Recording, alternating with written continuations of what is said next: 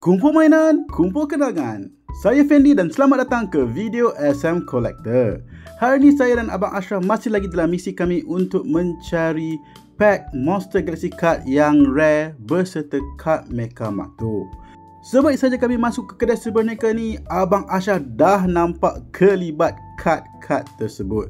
Dia terus meluru ke arahnya untuk melihat apa jenis kad yang ada di situ. Kad pertama yang dia nampak adalah kad Mecha Mato berserta Monster Galaxy card Cyclone Fury. Banyak juga kad-kad Cyclone Fury kat sini ya. Not bad, not bad. Ada Fang Gangopal, Maharaja Ramos, Tumbosaurus Rex, General Karumbang. Tapi kad Techno Breaker tak kelihatan pula. General Karumbang ni nampak lawa lah. Siapa-siapa ada perasan tak? General Karumbang ni nampak macam Ultraman tau dia punya armor. Jom kita lihat di belakang pula. Mana tahu ada kad manis-manis ataupun kad Techno Breaker. Sebab kadang-kadang pihak kedai sebenarnya ni dia suka letak kad-kad lain di belakang. Ada Pokemon lah. Di situ ada Hot Wheels, Ultraman. Ada Mecha Mato sahaja. Tak apa. Jom kita tanya dekat kaunter. Mungkin dia simpan. Tekaan kami betul. Pihak kaunter ada kad-kad Techno Breaker. So kita ambil kad nombor 3/9. Ada gambar Mas Mara di depan. Mas Mara adalah pengganti Mas Mana. Dan tagline seperti biasa, kuasa di tanganmu. So tanpa kita buang masa, marilah kita buka dan lihat kad apa yang ada di dalam pack ni. Seperti biasa, benda pertama yang kita nampak adalah kad dadu, di mana kad ni menunjukkan berapa kali kita kena attack. Ada 1, 2, 3, 4, 5 dan juga 6. Ketepikan kad dadu ini, ambil kad di depan seperti biasa dan letakkan di belakang.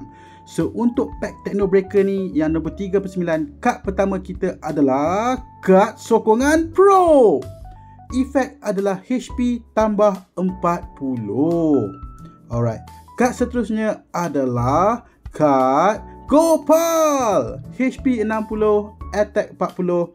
Efek pula, pilih 2 kad dari zone kalah dan letakkan di tangan. Not bad. Seterusnya adalah kad Boboiboy Blaze. HP 120, attack 100.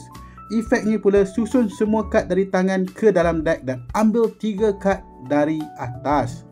Not bad. Ini boleh elak pada break. Next kad kita adalah kad sokongan Hammer Gentar. Efek dia adalah attack tambah 60. Alright. Seterusnya kad kita Kuali. HP 60, attack 40. Efek adalah pinjam HP dan attack kad yang berada di zon menang. Kad ni dia punya efek best. Dan kad kita yang terakhir adalah Mas Mara.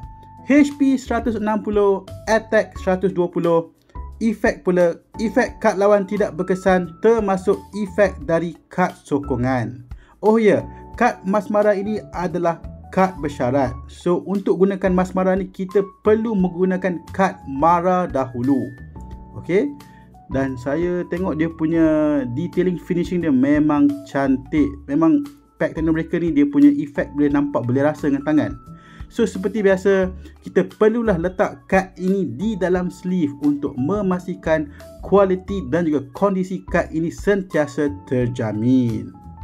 Dan ini adalah kad-kad yang telah kita dapat untuk set 3/9 siri Techno Breaker ini. So sampai sini sajalah video kita kali ini. Jumpa next time. Bye.